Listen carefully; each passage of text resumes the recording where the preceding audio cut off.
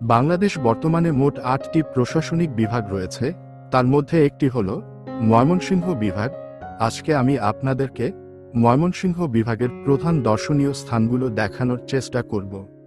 Shashi lodge, রাজবাড়ী, এটি শহরের কেন্দ্রস্থলে অবস্থিত একটি চমৎকার রাজপ্রাসাদ, যা পূর্বে শশীকান্ত আচার্য চৌধুরীর বাসভবন ছিল।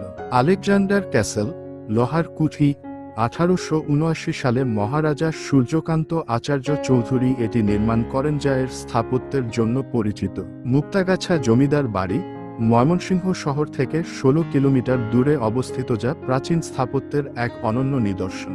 শিল্পাচার্য জয়নুল আবেদিন সংগ্রহশালা, ব্রহ্মপুত্র নদের পাড়ে অবস্থিত, যেখানে বিখ্যাত চিত্রশিল্পী জয়নুল আবেদিনের শিল্পকর্ম সংরক্ষিত আছে। ময়মনসিংহ মিউজিয়াম, জাদুঘর, পুরনো ঐতিহাসিক বস্তু ও প্রত্নতাত্ত্বিক নিদর্শনের সংগ্রহ।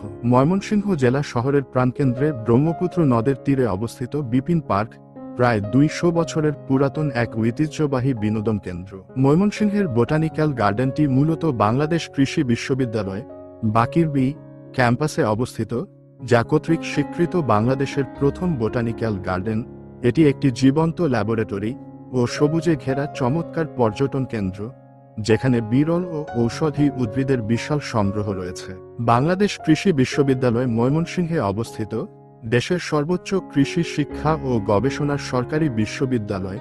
1961 সালে প্রতিষ্ঠা এই বিশ্ববিদ্যালয়টি ব্রহ্মপুত্র নদের তীরে 1200 একর আয়তনের ওপর অবস্থিত। এখানে কৃষি, ভেটেরিনারি, মৎস্যবিজ্ঞান সহ 6টি অনুষদের অধীনে কৃষি শিক্ষা প্রদান করা হয়। ব্রহ্মপুত্র নদ, ঐতিহাসিক এই নদীর পার খুবই মনোরম।